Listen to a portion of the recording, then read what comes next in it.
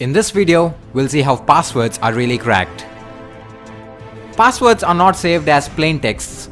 Any website of this age on the internet uses a hashing algorithm to encrypt and manage passwords. There are many types of hashing algorithms like the SHA-1, MD5, etc. As an example for this video, let's consider Facebook. In order to log into your Facebook account, you enter your email and password and click on login. The first time you create a Facebook account, you are asked to fill in a form like this, which contains your name, your email address, and it asks you to choose a password, your birth date, and your gender. Once you click on sign up, this data is sent to the Facebook's backend database. In the Facebook's database, your name, your gender, your age, and your email or phone is saved as it is. But what about the password? As I told you, a password will never be saved as a plain text in a website's database. So this password is given as input to a hashing algorithm, and the output given by this hashing algorithm is the encrypted form of the password, which appears to be random but is not. This hashed password is saved in the Facebook's database but not the plain text, which means the password which you entered will never be saved on Facebook's database as a plain text.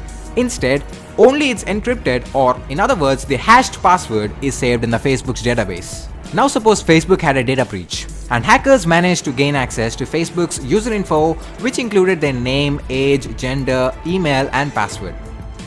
Though hackers have this information, they will not be able to log into any specific user account because the password is encrypted. If the hacker tries to log into any specific user account with the hashed password, he will not be provided access. He only needs to enter the password, which is in the plain text form. So what do the hacker do now?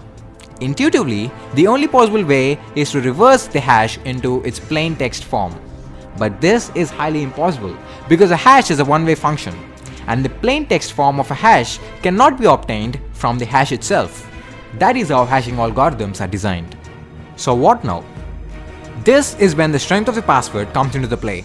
If you are using a common password like test123456, which I used earlier to sign up for Facebook, then the hacker will easily able to know the plain text form of your password from the hash string. There is something known as rainbow tables. These rainbow tables contain the password hashes of numerous commonly used passwords along with their plain text forms. So the hacker will be able to do a simple search with the password hash that he has, and if the password hash exists in the rainbow table, that means that the password is successfully cracked and we now have the password in a plain text form. Remember that rainbow tables contain the password hashes of only the passwords which are commonly used. As a reference, you can try it yourself at crackstation.net. But what if the password is not a commonly used password? In that case, rainbow tables are of no use. So there comes dictionary attack and brute force attack. Both are quite similar. In dictionary attack, you have a word list. A word list is nothing but a huge text file with loads of passwords. In this attack, the hacker writes a code which compares the password hash to be cracked with the password hash of each and every password that exists in the word list file. If any hashes match, then it means that the cracking is successful and we now have the plain text of the hashed password. Now this attack can be target specific as well, which means you can actually create your own word list targeting a specific individual, provided that you know some basic details about him and assuming that he used his basic details to frame his password. This attack can be a success or a failure based on the quality of the word list that you are using. In a brute force attack, each and every combination of letters, symbols, and numbers are converted into their hash forms and are then compared with the password hash which is to be cracked. In other words, you're literally taking every possible password that can exist, convert it into its hash, and check if the hashes match. So yes, it literally takes forever to crack a strong password using this method. However, if the computer's processing speed is fast enough, then yep, simple passwords can be cracked easily by this method. A new technique called salting is introduced by security analysts to give hackers a hard time in cracking passwords. In this technique, a specific combination of characters are inserted at specific positions of the plain text password before hashing. Every company has its own salting algorithm and they don't make their salting algorithm public.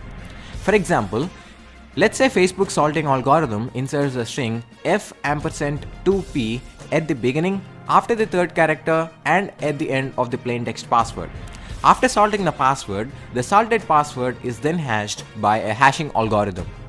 So, when a salt is used, rainbow tables are of no use, even if the password to be cracked is a weak and commonly used password, because the hash of the password without salting do not match the hash of the password which is salted.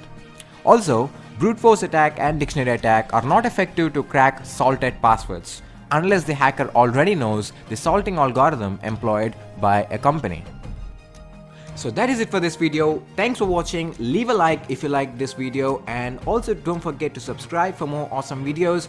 Comment down below if you have any doubts regarding this video.